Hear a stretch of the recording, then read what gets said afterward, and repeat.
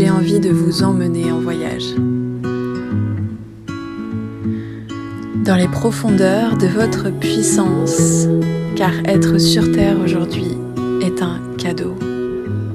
C'est une main qui se tend pour réintégrer votre divinité, pour connecter à votre vérité. Tous les miracles sont à notre portée aujourd'hui. La croissance et la conscience sont accessibles maintenant. Shift You, c'est un espace pour les visionnaires qui relie évolution et nature. Merci de votre écoute. Ouais, Salut Armelle. salut Aude, ça y est, on est en live. Ouais, super. Merci de m'accueillir sur ton podcast. Je suis très contente d'y participer. Avec grand plaisir, merci d'être là Aude, c'est vraiment un bonheur. On a coupé court à notre discussion privée parce que sinon on allait C'est partir ça. pour 1 heure et On était c'est partis des déjà choses, loin, l'heure tournée. c'est ça, c'est des choses qu'on va pouvoir évoquer, je pense, ici en live, c'est le but de ce partage. On va parler de pas mal de choses, on va parler de parentalité, on va parler de vie de famille en tiny house, on va parler aussi de ton parcours Aude et de tout ce que tu voudras nous partager Bien aussi sûr. depuis ces dernières années. Voilà, comme je disais, moi je t'ai connue via les réseaux en 2020, au moment où on a commencé à vraiment avoir un soulèvement un peu fort au niveau social, avec des divergences d'opinion qu'on connaît. Et voilà, et c'est vrai que ça a été un moment crucial pour beaucoup d'entre nous, je pense, à la fois sur les réseaux, à la fois dans nos cercles familiaux, proches, amicaux, et en même temps, ça a généré énormément de rencontres. Donc, je Bien pense que c'est aussi. Oh, c'est marrant, j'ai un petit truc qui me tourne autour depuis tout à Il l'heure. Je sais pas t'embête quel est le depuis tout à l'heure. message. Ouais. Il est un peu pénible. Ouais, on va faire avec, tout va bien. Et c'est vrai que du coup, on a pas mal de sujets qu'on peut aborder ensemble, Oui, avec voilà, grand aujourd'hui. plaisir. Et oui, c'est vrai que c'était une période où finalement on a fait beaucoup de liens les uns avec les autres pour des raisons X ou Y. Même si c'était une période où ça nous a plongé dans nos intériorités, c'était aussi le moment de vibrer différemment, rencontrer des nouvelles personnes. Et les cercles ont beaucoup bougé, que ce soit les cercles amicaux, familiaux, professionnels. Il y a eu beaucoup de changements à cette Ouais. période-là. Et on sent que petit à petit, là, on recommence à partir sur une période de changement. Ça s'est un petit peu essoufflé. On a senti qu'il y avait un peu un Hmm. retour en arrière, entre guillemets. Ouais, tu sens Mais là, ça fait du il bien. y a quelque chose de Je trouve nouveau que là, qui il y a arrive. 2024, ça secoue quand même pas mal là, sur ce mois de janvier, ce Hmm. janvier-février. On sent que les énergies ça brasse encore un peu, mais je trouve qu'il y a quand même plus de connexion, que les gens font sens sur certains sujets. Donc c'est vrai que il y a beaucoup de sens sur certains sujets qui reviennent. Donc ça peut être intéressant en effet d'en parler, mais on verra peut-être après. Ouais, tout à fait. Ouais, c'est vrai il y a eu vraiment des phases Il y a sociales des, il y a des... ouais, qu'on peut vraiment mettre en lumière. Et c'est vrai qu'il se passe beaucoup de choses depuis 2020, tellement depuis au fin niveau de 2019.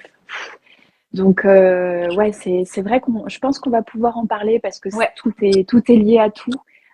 Et puis, nos choix, je veux dire, nos choix de vie, nos choix en tant que maman, nos choix en tant que parent, nos choix de logement, de maison, de lieu de vie, tout ça évidemment est lié. Donc, je pense que c'est toujours une toile de fond dans laquelle on est, quoi, de toute manière. oui, exactement. Super. Moi, je suis super contente. C'est vrai que j'avais envie voilà, de te rencontrer aussi un petit peu plus intimement, proposer cet échange de manière ouverte pour que chacun puisse profiter aussi de ces échanges. C'est ça qui est merveilleux avec les Oui, c'est podcasts, ça les qui est lives. Oui, pour le C'est coup, que c'est j'ai l'impression, bien que tu maries le podcast avec les lives parce que du coup, tout le monde va pouvoir participer, toutes les c'est personnes là ça. qui arrivent et que je vois passer. Salut tout le monde. Bonjour à Et donc, tous.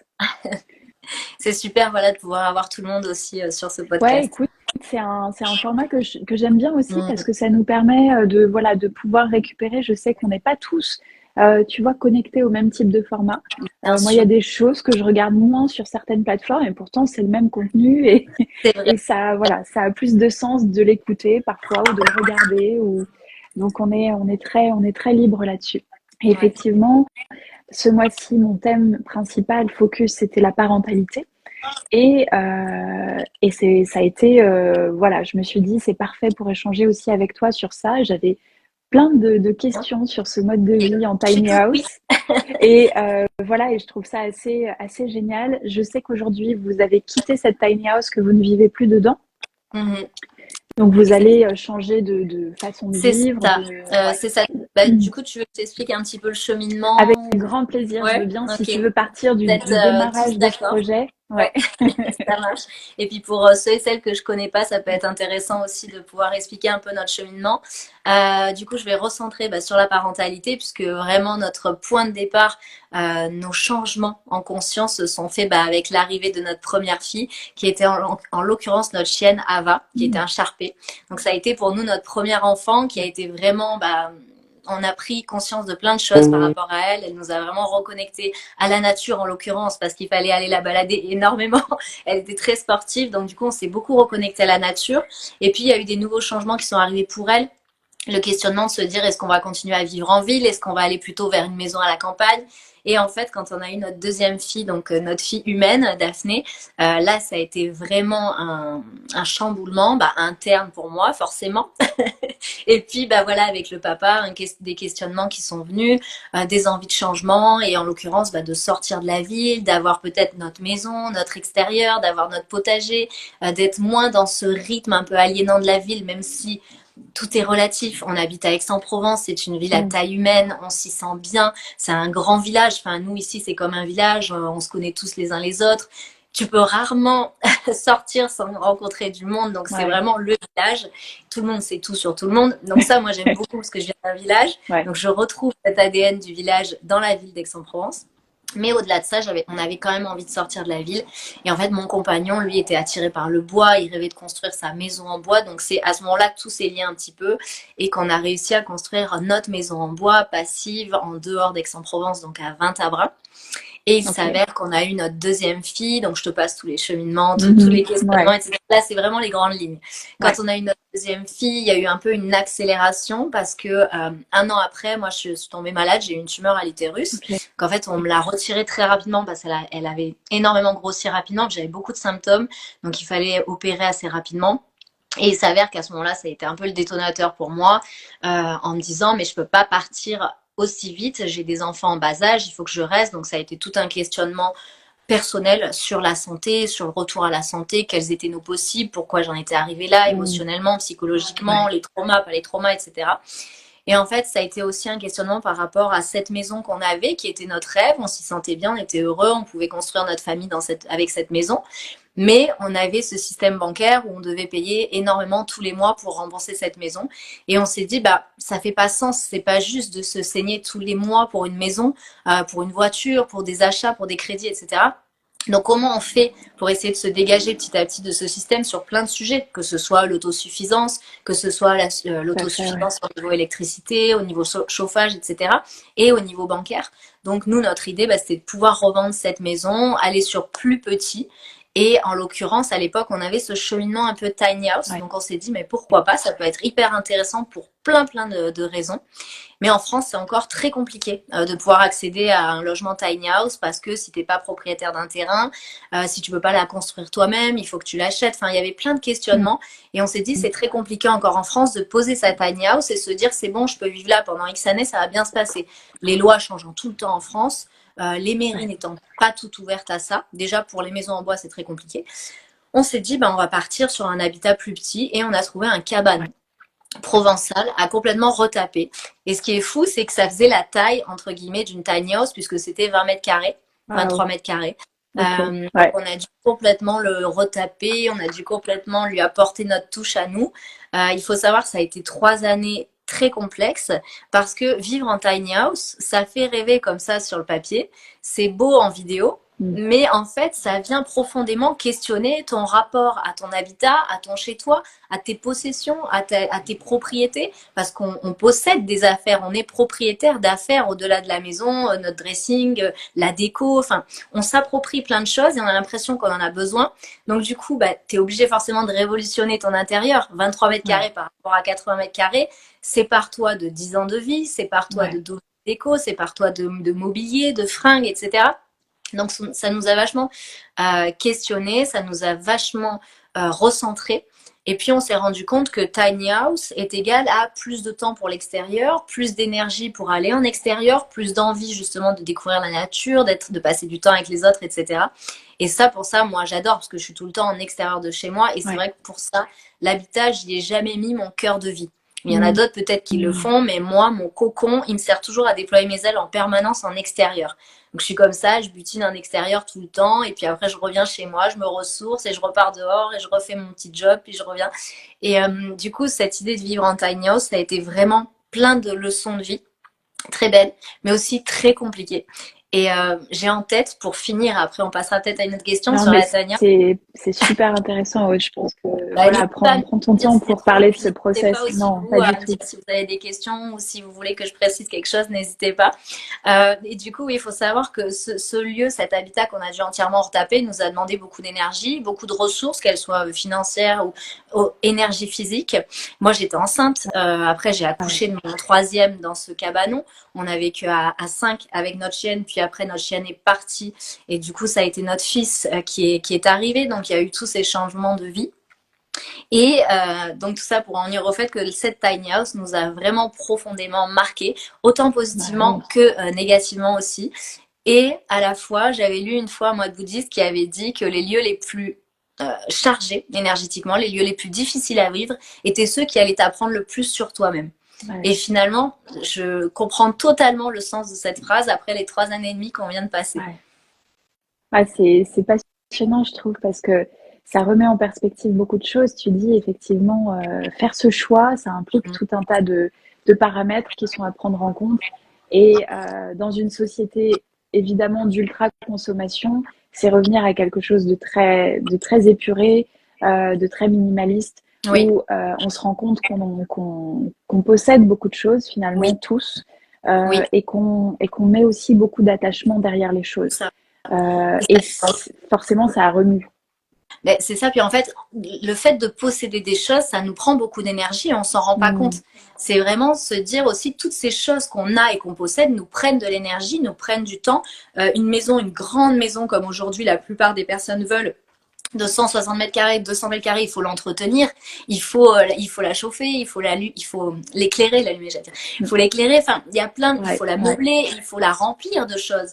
Mais du coup, quand on remplit en extérieur, on se remplit pas à l'intérieur. Donc, le fait de vivre dans plus petit, bah, c'est toi finalement que tu vas remplir par des choses en extérieur. Je sais pas si du coup la ouais. nuance est claire, mais Ça a développé, oui. Mm. exactement. C'est un vrai cheminement qu'on a mené à se dire, bah, finalement, en se détachant de tout ça, on va se recentrer sur nos essentiels de vie. Ouais, ouais.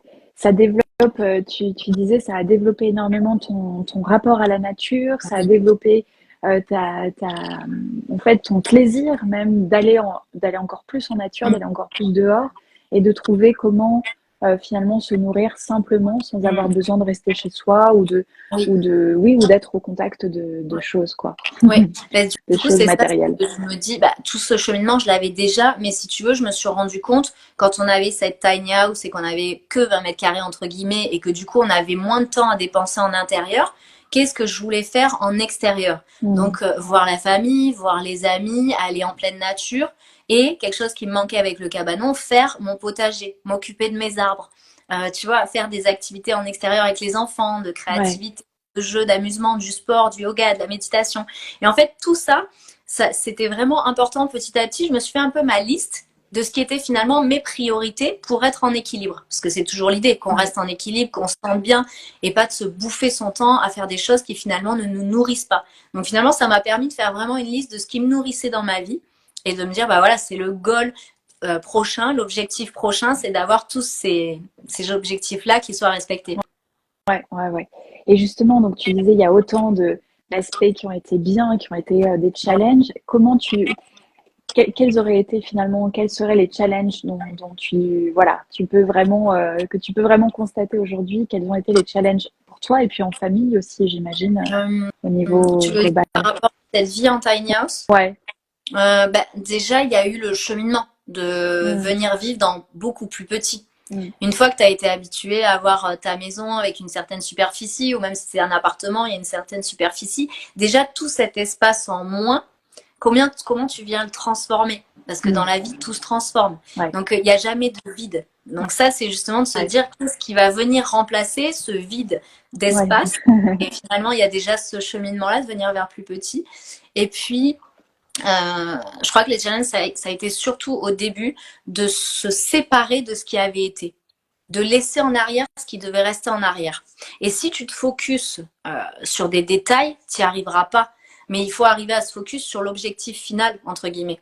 Enfin, l'objectif final pour ce cycle-là. Donc là, en l'occurrence, on savait que c'était pour un mieux, que c'était pour trouver nos priorités, prioriser ce qui était important pour nous, se détacher de ce système bancaire, aller vers une maison qui nous ressemblait plus, parce qu'il y avait cette idée-là aussi. Moi, dans les 80 mètres carrés, j'avais l'impression de m'épuiser parfois, entre le ménage, le linge, le rangement, quand tu reçois, etc. Et dans 20 mètres carrés, c'était beaucoup plus facile déjà, c'était beaucoup plus simple. Il y avait moins toutes ces activités-là. Et puis, comme je t'ai dit, je priorisais plus en extérieur. Donc, c'est vrai que ça a été plutôt ce cheminement de départ qui a été difficile.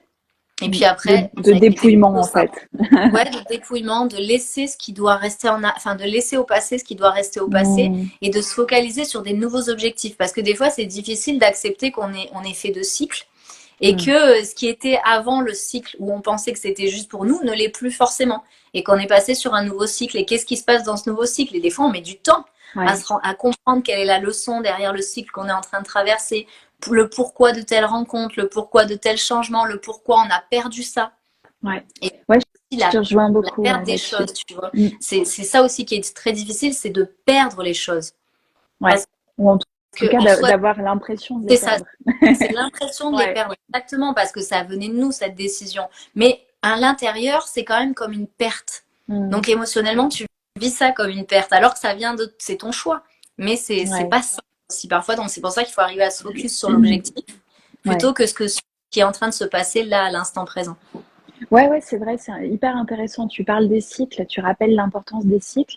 Effectivement, quand on regarde notre vie à tous respectivement, on n'a pas eu les mêmes appels à différents moments de notre vie et on a vécu aussi peut-être pour beaucoup d'entre nous qui sont là aussi, peut-être plein de vies en fait. Oui, c'est ça. Plein de vies avec des envies, en tout cas ce qu'on pourrait vivre sur le plan humain comme des envies traduites sous forme d'envie, mais qui finalement pour moi font partie de quelque chose de bien plus vaste. Oui. C'est une profonde guidance parce que je suis sûre que tu as été guidée à vivre cette vie en tiny house, vous avez été guidée au niveau familial à vous laisser dépouiller par ce futur mode de vie pour tout lâcher effectivement et se rendre compte que le vrai trésor se trouve aussi en dehors des choses.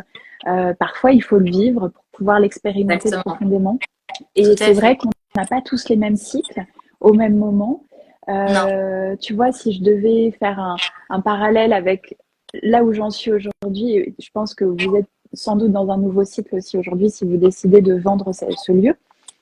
Tu vois, moi, c'est plutôt l'inverse. Toute ma vie, j'ai été en mouvement, en voyage. J'ai jamais eu de lieu à moi. J'ai toujours été chez les autres, quasiment.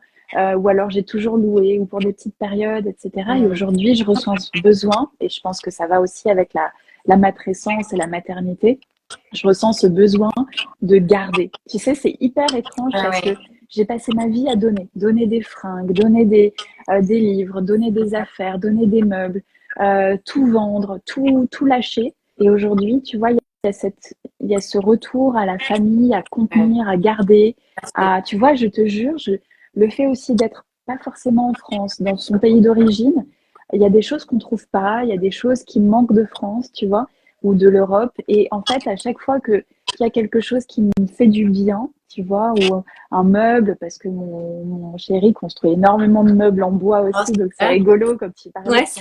Ton chéri qui était très attaché aux matériaux, du bois, et là, il construit les meubles, tu vois, pour qu'on mette nos affaires. Et ça nous fait un bien fou, ça nous apporte un bonheur de dingue. Donc, je pense qu'effectivement, c'est hyper intéressant de se rappeler, comme tu le dis, qu'on fonctionne par cycle. On a des moments dans notre vie où on est poussé à tout lâcher, à tout donner, à se dépouiller. Moi, tu vois, j'ai l'impression de l'avoir vécu en permanence, ce dépouillement.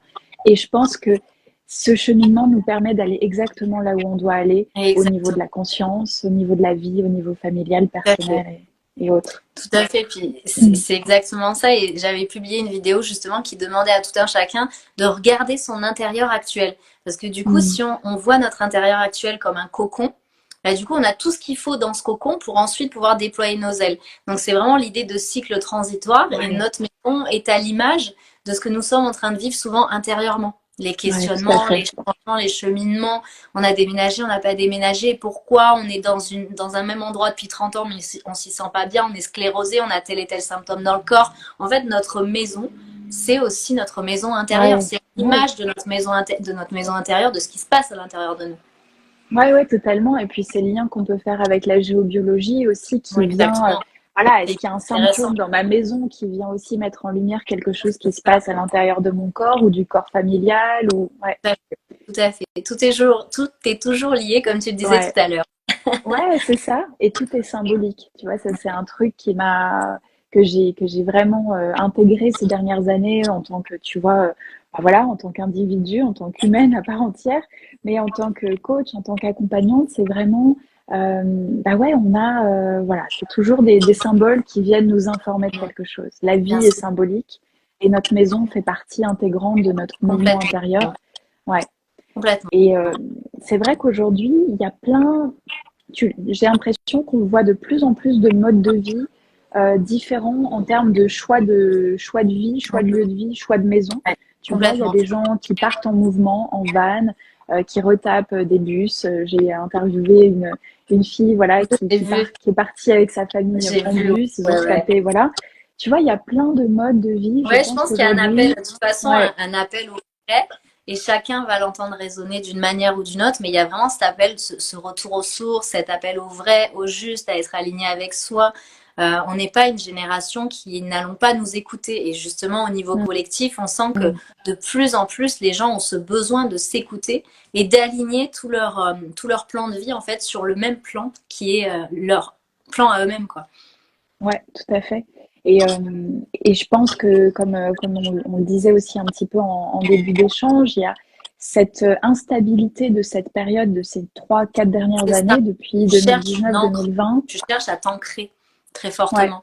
parce que ça a bouleversé complètement le paysage social, familial, personnel, et que forcément, on sait, je pense que ce qui s'est passé aussi, c'est qu'on s'est permis de penser la vie autrement, on s'est permis de Exactement. penser nos quotidiens autrement, ce qui n'était peut-être pas le cas de nos parents, qui ont peut-être suivi une route beaucoup plus tracée. Mais les époques ne se ressemblant pas, on peut pas continuer de vivre la vie de nos parents ou de nos C'est vrai. grands-parents. On vit quelque chose qui peut être peut-être à la croisée des chemins. Tu me diras si ça te parle. Aujourd'hui, on est pleinement ancré dans cette technologie qui est, je pense, magique pour plein de choses, qu'il faut savoir utiliser et peut-être Complètement. aussi sur l'aspect éducation. Tu éduques tes enfants à utiliser la technologie de manière positive. Et on est, tu sais, comme à la croisée des chemins ou dans ce doux mélange entre la technologie et le retour à la nature. Oui, oui, c'est ça. C'est ça. Mais la technologie aujourd'hui, elle pourrait tellement nous servir pour le savoir, pour les connexions, pour le partage. Ça peut être quelque chose d'extrêmement positif, hein. C'est pas forcément le tableau tout noir comme on le dépeint en règle générale. Ouais, ouais. Toi, tu es pas du genre à supprimer les écrans de la famille. C'est plutôt une éducation. Alors, on n'a pas de télé à la maison Ouais. depuis 8 ans. Donc, après, on a les accès au téléphone, Mm. aux ordinateurs. Les enfants ont déjà regardé des dessins animés. C'est juste qu'on va sélectionner, entre guillemets, l'accès à l'écran. Ouais. Comme nous, on s'autorise à avoir accès aux écrans pour une raison X ou Y. Mais en tout cas, on essaye vraiment de prioriser les activités extérieures, les activités avec les autres, Ouais. les livres, Ouais. les jeux, être en famille, mais c'est pas pour autant qu'on les coupe de cette technologie puisqu'elle existe.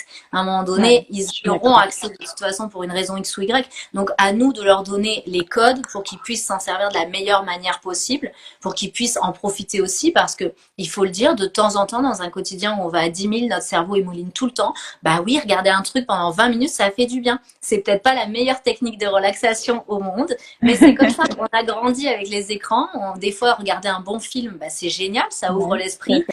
Ça apprend des choses, ça emmène sur différents chemins de savoir. Il faut sélectionner, bien entendu, ce qu'on regarde. Il faut sélectionner l'accès aux écrans, en effet, pour les enfants. Mais les priver, les interdire, moi, c'est pas ma manière de voir les choses. Je Mm. préfère leur expliquer les choses comme elles sont et quelles sont leurs possibles, plutôt que de leur dire ah non, c'est niette, vous y aurez pas accès parce que maman a décidé. Ouais, ouais. Ouais, ouais. Je te rejoins énormément là-dessus aussi. Mais c'est une question qu'on peut se poser aujourd'hui, tant les écrans sont présents dans nos vies. Et je pense que c'est toujours une question de conscience et d'éducation à ce Ça, niveau-là. Et puis, c'est de, libre, encore une fois. oui, d'être libre et de s'auto-éduquer aussi en tant qu'adulte, parce que ça part de là. C'est vrai que tu peux décider d'utiliser ton iPhone de plein de manières différentes. Ici, on l'utilise de cette manière qui me semble pour moi positive, Oui, tu vois, ah bah et oui. qui développe quelque chose. Et voilà, chacun aura envie de l'utiliser d'une manière différente, bien Oui, sûr. exactement. Et du coup, aujourd'hui, vous êtes en train de quitter cette tiny house ou vous l'avez déjà quitté? On l'a déjà quitté là depuis début janvier. Et là, en fait, on va commencer notre nouveau projet dont on n'a pas parlé encore.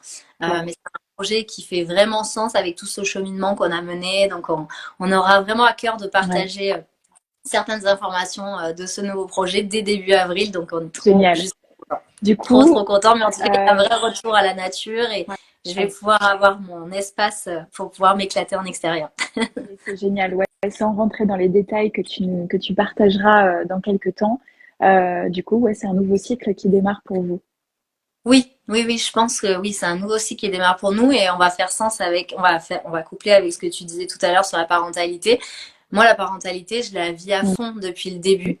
Et c'est vrai que là, je sens que ça y est, enfin, j'ai donné les bases à mes enfants, je serai toujours là pour eux, mais je sens que moi, je vais être un peu moins maman, entre guillemets, dans le quotidien parce que les phases nouveau-né, postpartum, ça y est, sont Mm. derrière. Et ça a été des Ouais, phases hyper engageantes pour moi, physiquement, mentalement, émotionnellement. Et je sens que du coup, ça va me laisser quand même un tout petit peu plus de place ouais, pour ma c'est vrai. créativité à moi, mes projets, parce que je suis dédiée. Genre là, sur les, il y a eu quoi? Il y a eu donc 3 enfants, donc ça fait, je suis nulle en calcul. Ça fait 6 ans. Ça, je suis nulle en mathématiques. Ça fait 6 ans finalement à peu près de grossesse, oui un peu plus, de grossesse, accouchement, postpartum, tir-allaitement. Et toutes ces années-là, je les ai vraiment dédiées à 100% à eux. J'ai été beaucoup moins présente sur les réseaux, j'ai été beaucoup moins présente pour mon entreprise. Enfin, vraiment, j'étais dédiée à mes enfants, à leur naissance, à leur arrivée sur Terre, à leur accompagnement. Et puis, bah, là, je sens que petit à petit, ça y est, tout ça va être un petit peu Ouais. derrière. Donc, je vais retrouver cette énergie pour des nouveaux projets et pour partager différemment. Ouais, c'est génial. C'est vraiment, ça se ressent, je trouve, dans dans ce que tu dégages, dans ce que tu es actuellement. C'est vraiment une nouvelle étape de ta vie Mm. où il y a presque beaucoup d'inconnus aussi, de se dire, Oui, waouh, en fait, ce champ des ben, possibles que je retrouve. c'est ça. Il y a beaucoup d'inconnus dans le sens où maintenant, j'ai l'impression que je vais avoir la place de me réaliser pleinement en tant que femme. Mm. Et avec quand même dans un coin de ma tête l'idée de le faire aussi pour mes enfants. Parce que je veux vraiment qu'ils voient une maman, une femme qui se réalise et qui en est heureuse en 2023, 2024, 2025, 2026, bref, les années à venir. Mais c'est quand même une responsabilité que de leur montrer qu'on peut se réaliser, qu'on n'est pas obligé d'être que maman, on n'est pas obligé d'être que femme, on n'est pas obligé d'être que business. On peut essayer de marier un peu de tout ça et en être heureux. Et comment on fait concrètement et comment on leur montre ce cheminement-là s'ils ont envie de mener un cheminement qui ressemble ou pas. Ça, ce sera à eux de le décider. Ouais, ouais, je pense que Mais c'est quand c'est même une essentiel. responsabilité, je trouve, encore lourde dans notre société, même si on sort petit à petit du cycle patriarcal qui a duré plus de 2000 ans, même si on est en Mm. train d'en sortir petit à petit, c'est pas encore acté. Donc on sent qu'on est encore tout un peu, les femmes, les mamans, un peu dans ce moment de on a envie, on peut, mais on n'a pas encore cet espace pleinement devant nous pour le faire. Ouais, ouais. Et justement, tu vois, on abordait un petit peu tout ce qui s'est passé ces dernières années au niveau social, où tu avais pris position de manière assez forte il y a quelques années. Je pense qu'on peut le dire comme ça, parce qu'en plus, tu as aussi, je sais pas si on pourrait dire perdu des plumes, mais tu t'es investi, Si voilà, comme pleinement. ça, oui, je pense que oui, cette période a été Ouais, compliquée au niveau collectif. ouais, Moi, en tant que personne publique c'est depuis ça. 14 ans, c'est pas simple de prendre position sur certains sujets. Maintenant, je pense l'avoir toujours fait quand c'est des sujets qui me tenaient à cœur. Là, en l'occurrence, je trouvais qu'il y avait quand même un sujet important de réinformation dans une Ouais, grande période de mensonges. Et du coup, comme d'autres à travers le monde, il y a eu quand même une chaîne qu'on a pu créer de ouais, réinformation, de partager des contenus qui sont un peu différents de ce que les médias mainstream voulaient imposer comme vision de la situation et de se dire, moi, ça a été toujours mon leitmotiv. Ok, vous entendez peut-être ça, mais si vous entendez autre chose, qu'est-ce que ça donne? Donc, essayez de faire votre propre idée essayez de mener votre propre raisonnement. Il y a une phrase que j'aime beaucoup, c'est « ils pourront tout nous prendre, mais pas notre humanité ». Et je trouve que cette période-là, pour moi, elle a fait vraiment sens. Peu importe ce qui pouvait se passer, l'essentiel était que moi, personnellement, par exemple, je ne perds pas mon humanité, mon libre arbitre, ma liberté de penser, ma liberté de m'exprimer.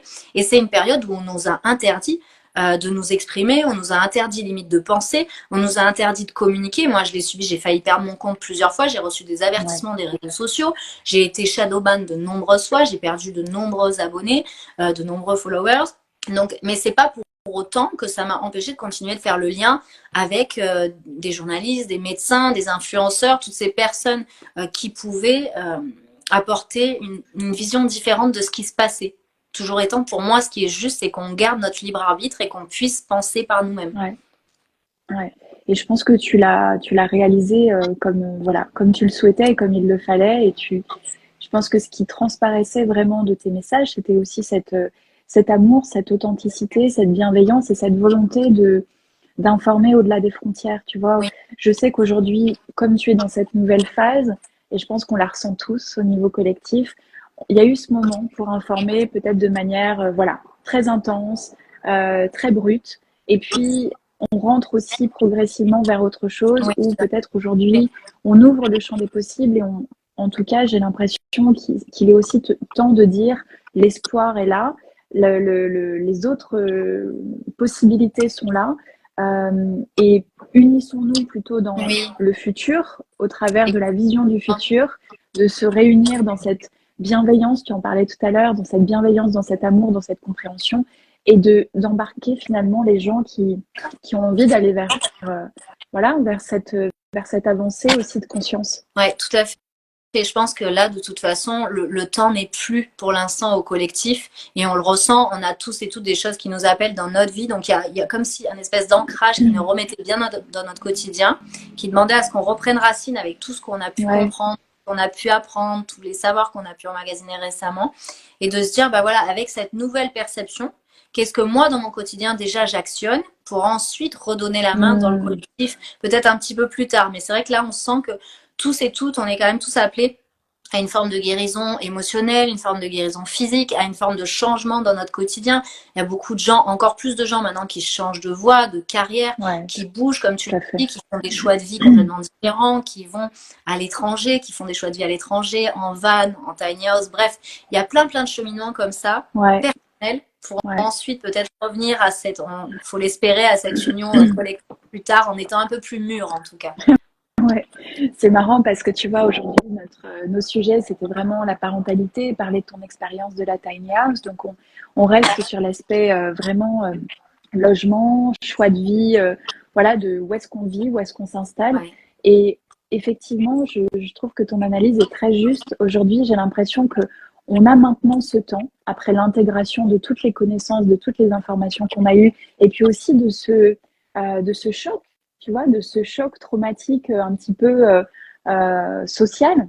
Comment on fait pour se remettre de tout ça, de tout ce qui s'est passé au niveau de ces choses qu'on a enfin vues, de ces prises de conscience? Moi, je pense que, comme tu l'as dit très justement, on est sans doute dans ce temps d'intégration.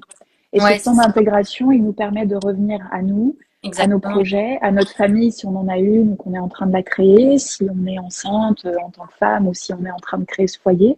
Je trouve que c'est une analyse qui est vraiment très très juste de ok, voilà ce qui est, voilà le tableau, voilà les infos, et ensuite prenez-les et intégrer. De toute façon, tu as besoin, tu peux pas toujours avoir le regard sur tout à 360. Il y a quand même ce besoin parfois de revenir dans ce quotidien, dans cet ancrage qui est très important. Et on le sait, que ce soit pour l'équilibre physique ou mental, on a besoin de cet ancrage, on a besoin d'être dans ce quotidien. On peut pas toujours tout voir à 360, sinon on devient fou. Au bout d'un moment, c'est comme Lilou dans le 5e élément qui regarde les écrans avec tout ce qui se passe dans le monde. Si on était comme ça tout le temps, dans toute notre vie, mais au bout d'un moment, le cerveau il disjoncte tout seul. On a quand même ce besoin d'ancrage et d'avoir un équilibre. Pas toujours être dans un déséquilibre, donc c'est important de s'ancrer et de voir les choses aussi dans notre quotidien. Parce qu'on a plein de moyens d'être dans notre quotidien et donc de moyens d'action par la suite. Ouais, tout à fait.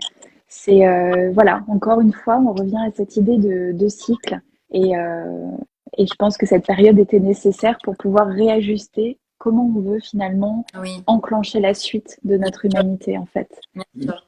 Ouais, tout à fait. Comment tu vois les prochaines années au niveau social?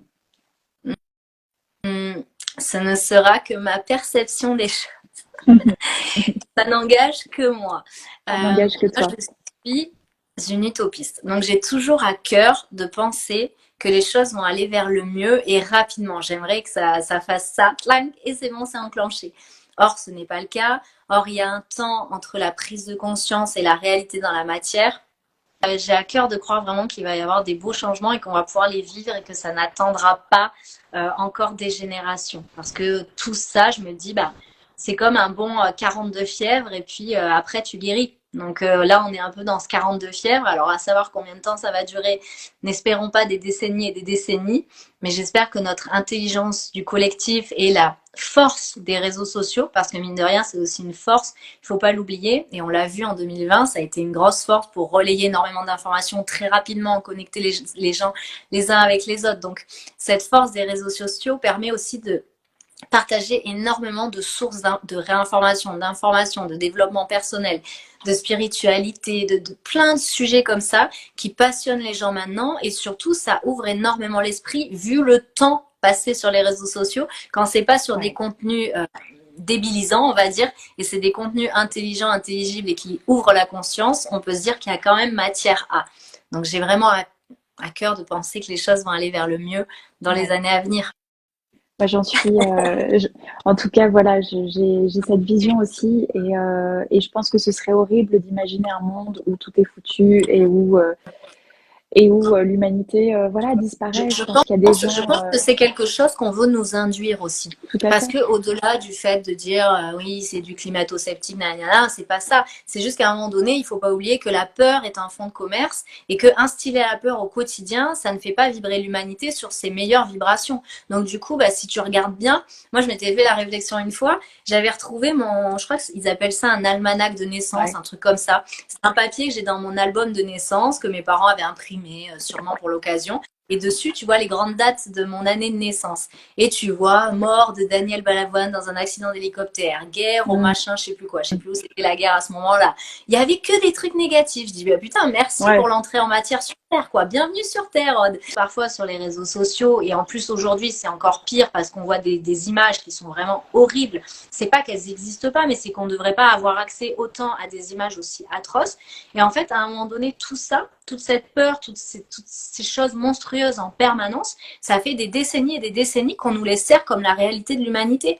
Alors si le matin tu te levais, ah ben bonjour Armel, aujourd'hui c'est une belle journée qui commence, il fait 35 degrés, nous sommes sous le soleil, il y a eu des belles nouvelles dans l'humanité, il s'est passé ça, un tel à 14 ans a réussi à créer telle machine qui a dépollué les mers, et nanani et nanana. Si on commençait les journées comme ça, ce serait déjà 100 fois différent, 1000 fois différent, 1 million de fois différent. Et qu'est-ce qui se passerait si finalement on se servait de toutes ces technologies et puis nous, de ce qu'on sait faire et de ce qu'on est, pour changer chaque jour les journées et aller vers un monde meilleur. Mais on nous dit qu'en général, un monde, il va pas vers le meilleur, et là, on nous dit qu'on va tous crever dans pas longtemps, qu'il faut plus faire d'enfants, il faut plus rien bouffer, il faut plus boire de l'eau. Enfin, non, c'est pas des messages qui vont nous amener vers un changement du monde. Donc, c'est à nous, toute notre génération et les générations à venir, de se dire, bah si, en fait, on peut changer les choses, parce que dans la vie, on peut toujours transformer les choses. Mais si on te répète du matin au soir que c'est impossible, à la fin, tu vas le croire. Mais moi, j'ai envie de croire qu'en fait, non, on peut transformer les choses, comme on te dit, tu as une grippe, on te dit pas forcément que tu vas mourir, on te dit que tu peux en guérir à la base. Bah, parce que c'est vrai, tu peux guérir de la grippe dans la plupart des cas. Bon, bah, guérir de la gastro, bon, bah voilà, en fait, c'est tout le temps pareil. On peut rendre un plat meilleur si on a raté notre recette la veille, le lendemain, on la refait, elle peut être meilleure. Le but, c'est d'aller vers le meilleur, de s'améliorer. En tout cas, moi, je vois les choses comme ça et j'ai à cœur de penser que ça peut être comme ça. Ouais, et je pense qu'on est nombreux à les voir comme ça malgré tout, et c'est pour ça que ces dernières années nous ont beaucoup réunis aussi dans cette façon de voir le monde. On s'est rejoint. Je pense qu'il y a eu, on s'est quand même rejoint et on s'est rendu compte que c'était pas forcément complètement barré de penser que les choses allaient pouvoir aller vers le mieux, parce qu'on était plein à vouloir le vivre, à l'expérimenter aussi. Enfin, moi, j'organise des retraites, des événements avec plein de personnes complètement différentes, de milieux complètement différents. À chaque fois qu'on vit ce genre de journée, c'est incroyable. C'est-à-dire que c'est un condensé d'humanité. On est toutes là, on se connaît pas le matin. À la fin de la journée, on est dans les bras les uns les autres, on pleure, on se raconte nos vies et on finit par être liés pour des décennies. Bon, au final, c'est quand même formidable et ça montre les possibles aussi. Ouais. Même si on se connaît pas, en se regroupant sur des choses qui font sens pour les uns les autres, ça peut matcher. Ouais, tout à fait. Il y a un vrai retour. Pardon, Aude, tu disais? Et je disais, ça peut créer quelque chose de beau. Donc, c'est juste une question de rencontre. Ouais, et une question de suivre aussi cette conscience qui nous anime aujourd'hui. Exactement. Parce qu'on n'est pas fait pour vivre sur Terre et souffrir jusqu'à la fin de nos jours. On traverse des épreuves, oui, ça fait partie du jeu de la vie, mais on est capable de les transcender et on est là pour les transcender. Exactement. Et prendre conscience qu'en fait, notre vraie présence se trouve dans quelque chose qui va au-delà de cette peur qui nous nourrit, à laquelle on a été nourri aussi. Ouais, on a été biberonné exactement à cette peur, c'est ça, mais l'amour de soi, l'amour du collectif, l'amour de l'humanité, l'amour de la planète, il y a plein de choses qu'on peut faire, il y a plein de petites graines qu'on peut planter comme ça avec amour et ça peut fonctionner, ça peut créer quelque chose vraiment de beau. Ouais, tout à fait. J'en suis persuadée aussi. Mais je vois plein de messages là passer en tout cas. Il y a eu effectivement un message tout à l'heure, revenir à soi. Est-ce que le soi, n'est-ce pas notre divine présence intérieure? Ça part de l'intérieur et tout se met ensuite à l'extérieur. Oui, exactement. Pour moi, le soi, c'est le grand soi. C'est l'unité absolue. Il n'y a qu'un seul pouvoir et c'est le pouvoir du divin que nous incarnons tous en conscience, lorsque nous sommes en conscience en tout cas. C'est ça. Puis c'est très important d'être, tu as raison, j'ai pas le pseudo, Estelle. Donc tu as complètement raison, le changement commence en soi d'abord et non pas en extérieur de soi. Il y a une image très belle d'ailleurs, je sais pas si vous l'avez tous et toutes, c'est 2 œufs. Il faut que je branche mon téléphone, ça va couper après. Attendez, j'arrive. Il y a toujours un petit souci technique avec moi, ça c'est une habitude. Je vais la tenir comme ça du coup, désolée. Alors non, sinon je vais essayer de... On a bientôt fini, Aude, t'inquiète pas. Allez. Ouais, super. Et il y a une image, c'est 2 œufs. Il y en a un qui est cassé de l'extérieur et du coup, forcément, le petit poussin, le pauvre, il meurt. Et il y a un œuf qui est cassé de l'intérieur par le petit poussin et là, le poussin, il vit. Donc, c'est vraiment cette image, Estelle, que justement, tu nous décris là. Tout passe par l'intérieur d'abord pour aller vers l'extérieur. Ouais. Et même pour nous, les humains. C'est mignon. Merci pour cette image, Aude. Merci pour cet échange. Merci à toi, merci à vous tous pour cet échange et puis pour vos messages. Est-ce que tu as un conseil pour les gens qui voudraient se lancer dans le projet de Tiny House, pour qui c'est leur cycle de démarrer une Tiny House aujourd'hui? Le conseil que je pourrais donner, c'est pas simple. Il y en aurait plusieurs. C'est déjà, est-ce que vous êtes prêts à aller à votre rencontre? Parce que forcément, ça va être un cocon de vie qui va être, entre guillemets, très étriqué par rapport à tout ce que peut-être vous avez connu. Donc forcément, la première personne que vous allez devoir rencontrer pour vivre dans un espace plus petit, c'est vous. Et ensuite, êtes-vous prêt justement à vous tourner vers l'extérieur et à vous laisser guider? Parce que c'est des périodes justement de grands apprentissages quand on est tourné vers soi. Donc forcément, on va recevoir des messages qui vont nous amener à nous tourner vers nos essentiels de vie.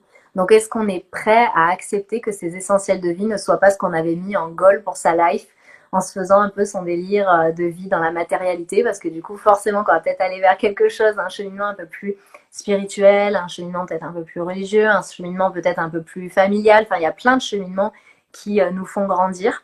Mais en l'occurrence, ce ne sera pas forcément le chemin du matériel. Et le chemin du matériel est lié au mental. Et c'est ce qu'on nous a fait croire, nous a fait penser comme étant le chemin ultime, alors que ça ne l'est pas.